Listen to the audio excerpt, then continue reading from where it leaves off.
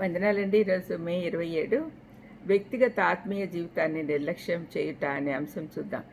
పరమగీతం 1:6 నన్ను ద్రాక్ష తోటకు కావలికత్తిగా ఉంచిరి, అయితే నా సొంత తోటను నేను కాయకపోతిని. తాను నల్లగా అయిపోయానని అవమానిస్తున్న తన తోటి అమ్మాయిలతో శూలమెత్తి చెప్తున్న ఆవేదనతో నిండిన ఈ మాటలు ఇవి. అందుకు కారణం కూడా చెప్తున్నారు.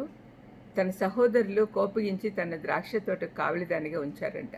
కాబట్టి తను కష్టపడి పనిచేస్తున్నందున తను సరిగా చూసుకోలేకపోయింది. ఈ సంగతి ఆత్మీయంగా ధ్యానిస్తే శూలమ్మతి చెప్తున్న మాటలు ప్రతి సువార్థికులు బోధకులు చెప్పాలి.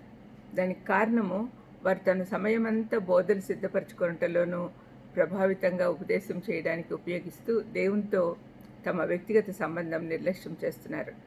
తమ కుటుంబాన్ని కూడా పట్టించుకోకుండా ఉన్నారు. మనం యేసుక్రీస్తు ప్రభువును మాదిరిగా తీసుకుంటే దేవునితో ఆయనకున్న సంబంధం ఒకసారి జ్ఞాపకం చేసుకోవచ్చు. మార్కు 1:35-37 ఉన్న వాక్య భాగం చూద్దాం. ఆయన పెందల కడనే లేచి ఇంకనూ చాలా చీకటి ఉండగానే బయలుదేరి అరణ్య ప్రదేశమునకు వెళ్ళి అక్కడ ప్రార్థన చేయుచుండెను. సీమోనును అతనితో కూడా ఉన్న వారును ఆయన వెతుకుచూ వెళ్ళి ఆయనను కనుగొని, అందరూ నిన్ను వెతుకుచున్నారని ఆయనతో చెప్పారు.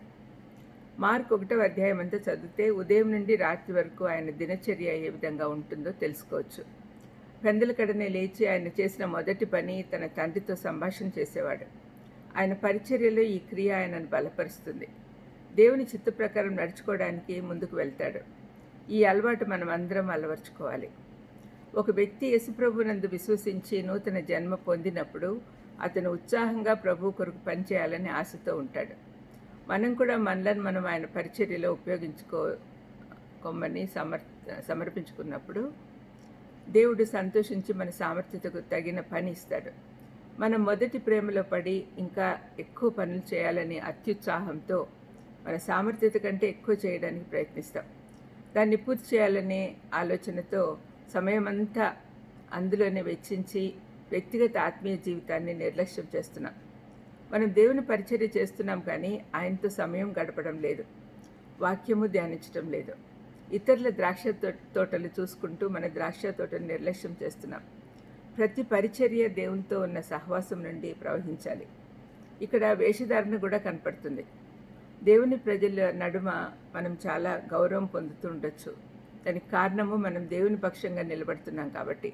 కానీ మనం క్రీస్తుతో సహవాసం చేయకపోతే మన ఆత్మీయ జీవితము రోజు రోజుకు శక్తి కోల్పోతుంది. నిర్లక్ష్యం చేయడం మంచిది కాదు అని మనం గుర్తు చేసుకోవాలి. ప్రార్థన చేసుకుందాం.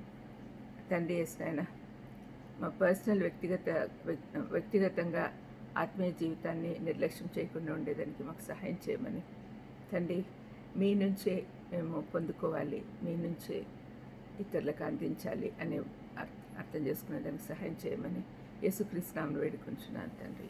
ఆమేన్. God bless you.